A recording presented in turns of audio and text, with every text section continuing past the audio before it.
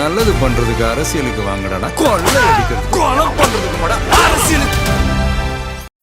Left side OMR, right side ECR. நடுவுல உங்க step stone secret plots.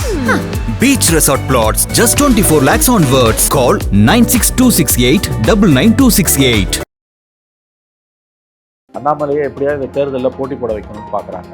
Annamalai ஜெயிச்சு அசம்பிளிக்கு போனார்னா தமிழ்நாட்டுக்கு நல்ல சகுனம் கிடையாது. ஒரு 10 எம்எல்ஏவோட அண்ணாமலை உள்ளே போகிறாரு அசம்பிளிக்குள்ளனா கண்டிப்பாக தமிழ்நாட்டில் பிஜேபி வளருதுன்னு அர்த்தம். தமிழ்நாட்டில் பிஜேபி வளருதுன்னா தமிழ்நாடு பின்னோக்கி போகுதுன்னு அர்த்தம். பிஜேபிக்கு நல்லது, அண்ணாமலைக்கு நல்லது. ஆனால் தமிழ்நாட்டுக்கு அண்ணாமலைக்கு ஒரே ஒரு நோக்கம் தான், எடப்பாடி சிஎம் அவங்க. அந்த உயர்ந்த நோக்கத்தோட தான் அவர் தமிழ்நாடு அரசியலில் இருக்காரு. எடப்பாடிக்கு அவர் தலைவராகக்கூடாதுங்கிற ஒரே நோக்கம். எடப்பாடி ஒரே ஒரு நோக்கம், அண்ணாமலை தலைவர் ஆகக்கூடாது, திரும்ப வந்துடக்கூடாது. அவர் 2 உயர்ந்த நோக்கங்களோட 2 கட்சிகளும் கூட்டணியில் இருக்காங்க. பட் எடப்பாடி அரசியல நீங்கள் பார்த்தீங்கன்னா அவர் என்னமோ முதலமைச்சர் ஆகிறதுல பெரிய அளவில் ஆர்வம் காட்டுறதா எனக்கு தெரியல. அவர் ஒரு 50 சீட் வாங்கி எதிர்க்கட்சி தலைவர் அந்தஸ்தை தக்க வைத்துக் கொண்டால் போதும் என்று தான் அவர் நினைக்கிறாருன்னு நமக்கு தெரியுது. இவங்க எல்லாரும் சேர்ந்து எடப்பாடி, நம்முடைய அண்ணாமலை, பியூஷ் கோயல் உட்பட எல்லாரும் கடினமாக வாழ்ச்சிட்டு இருக்காங்க. எதுக்கு? 2வது முறையாக ஸ்டாலினை முதலமைச்சராக உட்கார வைப்பதற்காக. திமுகவை கூண்டில் ஏற்றுவோங்கிற மாதிரி பாஜகவினுடைய தேர்தல் அறிக்கையை வெளியிட்டிருக்காங்க. சார்ஜ் ஷீட் அதை வெளியிட்டிருக்காங்க சார். எப்படி பார்க்க ஸ்டாலின், உதயநிதி ஸ்டாலின், கனிமொழி, சபரீசன் இவங்க கொள்ளையடிச்ச பணத்தை பிஜேபி ஆட்சி மீட்டு எடுப்போன்ற. அதாவது இதெல்லாம் கேட்டால் யாராவது வாயால் சிரிப்பாங்களான்னு தெரியல நமக்கு.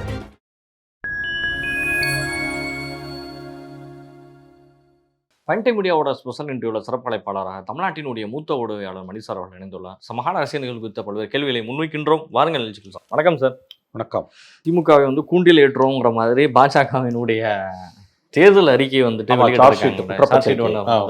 வெளியிட்டிருக்காங்க சார். எப்படி பாக்குறீங்க? பாஜக எல்லா மாநிலத்திலையும் எதிர்கட்சி ஆளக்கூடிய மாநிலங்கள்ல தமிழ்நாடு, அசாம் அவங்க மாநிலம், தமிழ்நாடு, வெஸ்ட் பெங்கால், கேரளா 3த்துலையுமே அவங்க வெளியிட்டிருக்காங்க. அசாமும் மேற்கு வங்கமும் அவங்க கவர்மெண்ட்டு. ஸோ குற்றப்பத்திரிகை சார்ஜ் ஷீட்ன்றாங்க. அதில் ரொம்ப சுவாரஸ்யமான ஒரு தகவல் என்னென்னா, அந்த குற்றப்பத்திரிகையில் சொல்லியிருக்காங்களா அல்லது பியூஷ் கோயல் வாலே சொன்னாதான்னு தெரியல. நீங்கள் அந்த குற்றப்பத்திரிகை பார்த்தீங்களா?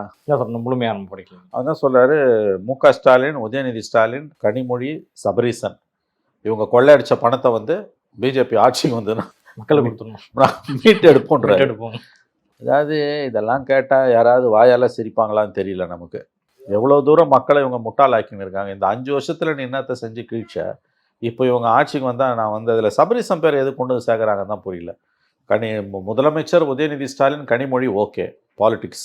சபரீசன் அரசியல் இல்லை. ஆனால் அவர் தான் பவர்ஃபுல் பர்சன்றது எல்லாருக்கும் தெரியும். சபரீசனை இழுத்து வச்சு ஏன் பியூஷ் கோயல் பேசுகிறாருன்றதான் ஆச்சரியமான ஒரு விஷயம். எனவே இது நான் ஸ்டாப் காமெடி. பொதுவாக நாங்கள் வந்தோன்னா அதை செஞ்சுருவோம், இதை செஞ்சுருவோன்னு பேசுகிறாங்க இவங்க. 20 நாள் நான் ஸ்டாப் காமெடியில் இதுவும் ஒரு பக்கம். அந்த குற்றச்சாட்டுகள் சார்ஜ் ஷீட்டுன்றது மேற்கு வங்கம், கேரளத்தை தொடர்ந்து தமிழ்நாட்டிலையும் அவங்க போட்டிருக்காங்க. கேண்டிடேட் லிஸ்ட்டை போட முடியல இன்றைக்கி பிஜேபிக்கு. குற்றப்பத்திரிகை நீ வெளியிடுறது அப்புறம் வச்சுக்கோ, இதை முடிஞ்சு போச்சு. இன்னும் ஒரு நாள் கேம்பெயின், இன்றைக்கும் நாளைக்கும் இது இருக்குது, இப்போ மனு தாக்கல், அப்புறம் 6ஆம் தேதி தான். இன்னும் 3 நாள் தான் இருக்குது. இன்னும் உங்கள் லிஸ்ட்டே விட முடியல உங்களால். லிஸ்ட்டே அனௌன்ஸ் பண்ணலை, கேண்டிடேட் அனௌன்ஸ் பண்ணாமல் எடப்பாடி பழனிசாமி தமிழிசையை ஜீப்பில் ஏற்றிட்டு போய் ஓட்டு கேட்குறாரு மயிலாப்பூரில். சாத்தூரில் நான் போட்டுக்கிறேன்னு நயினார் சொல்கிறாரு. அவரே சொல்கிறாரு. என்ன கட்சிங்க அது? ஆனால் டெல்லி தான் லிஸ்ட்டை ஃபைனல் பண்ணுங்கிறாரு. இப்போ ஒரு தேசிய கட்சியில் லிஸ்ட்டை அவங்க தான் ஃபைனல் பண்ணோம், அது அவரே சொல்கிறாரு. ஆனால் சாத்தூரில் நான் தான்றாரு. எப்படி நீங்களே எப்படி சொல்ல முடியும்? என்ன கட்டுப்பாடு? கட்சி கட்டுப்பாடு, கட்சி முடிவு செய்யணுவாங்க. ஆகவே அங்கேயும் கந்தரகோலமாக இருக்குது. ஜெயிக்க மாட்டான்னு எல்லாருக்கும் தெரியுது பிஜேபியில். இதில் அண்ணாமலையை இழுத்து வராங்கன்றதான் இப்போ நியூஸு. பியூஷ் கோயல் நேற்று அண்ணாமலையை வர வச்சிருக்காரு, பக்கத்தில் நிற்க வச்சிருக்காரு. அண்ணாமலையை எப்படியாவது இந்த தேர்தலில் போட்டி போட வைக்கணும்னு பார்க்குறாங்க. அண்ணாமலை ஜெயிச்சு அசம்பிளிக்கு போனார்னா தமிழ்நாட்டுக்கு நல்ல சகுனம் கிடையாது. அதில் எழுதி வச்சுக்கோங்க. ஒரு 10 எம்எல்ஏவோட அண்ணாமலை உள்ளே போகிறாரு அசம்பிளிக்குள்ளனா கண்டிப்பாக தமிழ்நாட்டில் பிஜேபி வளருதுன்னு அர்த்தம். தமிழ்நாட்டில் பிஜேபி வளருதுன்னா தமிழ்நாடு பின்னோக்கி போகுதுன்னு அர்த்தம். பிஜேபிக்கு நல்லது, அண்ணாமலைக்கு நல்லது.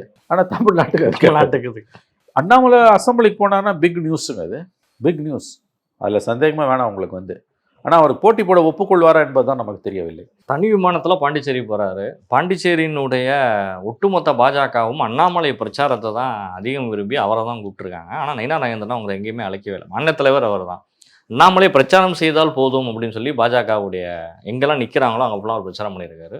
உடனடியாக அதே விமானத்திலே, தனி விமானத்திலேயே நீங்கள் டைரெக்டாக கோயம்புத்தூர் போகிறவரை தடுத்து கமலாலயத்துக்கு வர வச்சிருக்காரு பியூஷ் கோயல் ஒரே காலில். நீங்கள் இல்லாமல் இந்த தேர்தல் அறிக்கை வெளியிடப்படாது, நீங்கள் வரணும் அப்படின்ட்டு.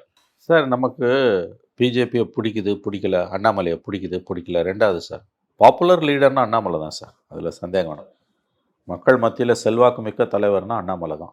தமிழ்நாட்டில் 2021 ஆகஸ்ட்டில் அவர் தலைவராக வந்த பிறகு தான் பிஜேபி வந்து பேசுபடு பொருளாகவே மாறுது. மக்கள் மத்தியில் அதுக்கான ஒரு செல்வாக்குன்னு சொல்லலாம், வளருது. பிஜேபி பக்கம் மக்கள் பார்வை திரும்புது. அது அண்ணாமலை வந்த பிறகு தான் உங்களுக்கு நடக்குது. இப்போ அண்ணாமலையை தவிர்த்துட்டு பார்த்தீங்கன்னா பிஜேபிக்கு வந்து தமிழ்நாட்டில் ஆங்கிலத்தில் சொல்கிறதுனா அந்த ட்ராக்ஷன் வாங்க, அந்த ஒரு கவனிப்பு ஈர்ப்பு மக்கள் மத்தியில் இல்லை, சுத்தமாகவே இல்லை அப்படிங்கிறது. ஸோ அண்ணாமலை இல்லை என்றால் இங்கே வந்து கண்டிப்பாக வந்து தமிழ்நாட்டில் வந்து பிஜேபிக்கு இப்போ இருக்கக்கூடிய செல்வாக்கு கூட இருக்குமா என்பது தான் கேள்வி. அதனால தான் பியூஷ் கோயல் வந்து அவரை வர வைக்கிறாரு. பட் ஏன் கட்சியில் அவர் ஓரங்கட்டப்பட்டார், அப்புறம் ஏன் மறுபடியும் இப்போ எலெக்ஷன் டைமில் கூப்பிடுறாங்க? அவருக்கு தோதான தொகுதிகள் எதுவுமே கூட ஒதுக்கப்படலைங்க. எடப்பாடியோட அறிவுறுத்தலில் தான் அவர் தலைவர் பதவியிலேருந்து நீக்கினாங்க. இப்போ கேம்பெயின் ஸ்டார்ட் ஆகும்போது அவரை உள்ளே இழுக்கிறாங்க. அண்ணாமலைக்கு ஒரே ஒரு நோக்கம் தான், எடப்பாடி சிஎம் ஆகக்கூடாது. ஆமாம், அந்த உயர்ந்த நோக்கத்தோட தான் அவர் தமிழ்நாடு அரசியலில் இருக்காரு. எடப்பாடிக்கு அவர் தலைவர் ஆகக்கூடாதுங்கிற ஒரே எடப்பாடி ஒரே ஒரு நோக்கம், அண்ணாமலை தலைவர் ஆகக்கூடாது, திரும்ப வந்துடக்கூடாது. அவர் ரெண்டு உயர்ந்த நோக்கங்களோட ரெண்டு கட்சிகளும் கூட்டணியில் இருக்காங்க. நேற்று அண்ணாமலைக்கு கொடுத்த முக்கியத்துவம் வந்து எடப்பாடிக்கு பிடிக்காது. பட் எடப்பாடி அரசியல நீங்கள் பார்த்தீங்கன்னா அவர் என்னமோ முதலமைச்சர் ஆகிறதுல பெரிய அளவில் ஆர்வம் காட்டுறதா எனக்கு தெரியல. அவர் ஒரு 50 சீட்டு வாங்கி எதிர்க்கட்சி தலைவர் அந்தஸ்தை தக்க வைத்து கொண்டால் போதும் என்று தான் அவர் நினைக்கிறாருன்னு நமக்கு தெரியுது. அதிமுக பொதுச்செயலாளராகவும் இருக்கணும், அவ்வளோதான்.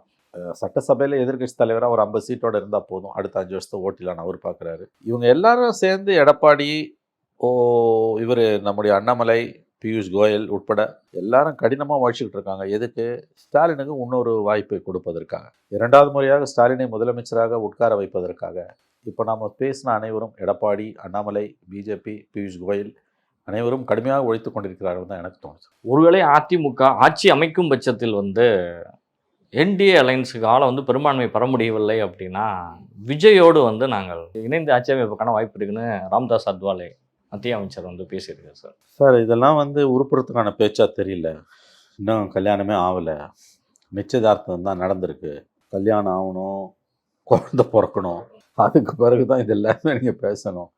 இதெல்லாம் ஏன் இப்படிலாம் இவங்க பேசுகிறாங்க என்னன்னு தெரியல. உடனே என்ன பண்ணுவாங்க, இப்போ திமுக ஈகோ சிஸ்டம் என்ன கிளப்பி விட்ருவான்னா அதற்கு ஏன் பதில் சொல்லவில்லை விஜய்னுவாங்க. அவர் எதுக்கு தான் பதில் சொன்னார், இதுக்கு பதில் சொல்கிறது. தன்னை சுற்றி என்ன நடக்குதுன்னே அவருக்கு தெரியல, தன் கட்சியில் என்ன நடக்குதுன்னே அவருக்கு தெரியல. ஆனால் இவங்க எப்படி கிளப்பி விடுவானுங்க திமுக ஈகோ சிஸ்டம்னா, அத்துவாலே பேச்சுக்கு விஜய் பதில் சொல்லாதது ஏன்? பார்த்தீர்களா, கள்ள கூட்டணி, கள்ள உறவு வெளியே தெரிந்ததுன்னுவாங்க. அவர் எனக்கு வந்து போட்டியே வந்து திமுக தான் சொல்லிட்டாரு, இந்த கூட்டணி பற்றியே அவர் பேசவே இல்லை. ஒருவேளை இவங்க இப்படிலாம் கிளப்பி விடும்போது இப்போ இது ஏன் பதில் சொல்லன்னு வரும். அவர் எதுக்குமே பதில் சொல்கிறதில்ல. அவர் என்ன மாதிரியான அரசியல்வாதின்னே புரியலையேங்க. எதுக்குமே பதில் சொல்லாமல் ஒருத்தர் எப்படிங்க அரசியல் களத்தில் இருக்க முடியும்? வெறும் ஒரு கூட்டத்துக்கு வர்றது, ஒரு 10 நிமிஷம் பேசிட்டு போயிடுறது, அப்புறம் ஆளே காணோம், இயங்கிறதே இல்லையாங்க. மக்களோட உங்களுக்கு தொடர்பு என்பது பல தடவை பேசிட்டோம், மீடியா மூலமாக தான். மீடியா கிட்டேயே கலந்துரையாடாத ஒரு மனிதர் அவர் எப்படி அரசியல் தலைவராக இருக்க முடியும்? ஒரு தாவைக்கா வேட்பாளரை வந்து புறக்கணிக்கிறாங்க. அந்த வேட்பாளரை புறக்கணிக்கிறப்ப நீங்கள் சொன்ன மாதிரி வந்து அவங்க மேலே ஒரு எஃப்ஐஆர் இருந்துச்சு, அதெல்லாம் ப்ரூஃபான ஒரு விஷயமா இருந்தால் அது வந்து ரைட் ஓகே அப்படிங்கிறது எடுத்துக்கூடிய விஷயமா இருக்குது. ஜனநாயகன் படத்துக்கு இந்த தொகுதி வேட்பாளர் என்கிட்ட பணத்தை வாங்கி ஏமாற்றிட்டாருன்னு சொல்லி இவரை வேட்பாளரை அழிச்சிருக்கேன்னு சொல்லி கட்சிக்காரன் போராட்டம். அதாங்க நிறைய இடத்துல இப்போ திமுகவில் கூட வந்து உட்கட்சி மோதல் அதிகமாக, டிசிடென்ட்ஸ், அதிருப்தியாளர்கள் ரொம்ப அதிகமாக இருக்காங்க. எல்லா கட்சியிலையும் இருக்காங்க.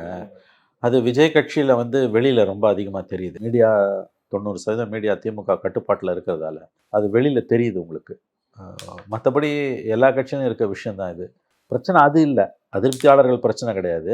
கட்டுக்கடங்காத கூட்டம் பிரச்சாரத்துக்கு போகும்போது வருது இல்லை, தட்ஸ் அ ப்ராப்ளம். அது அவர் எப்படி ஹேண்டில் பண்ண போகிறாரு அப்படின்னு நமக்கு தெரியல. நிச்சயமாக சார், உங்களுடைய நேரங்களை ஒதுக்கி பல்வேறு கேள்வி வளர்த்து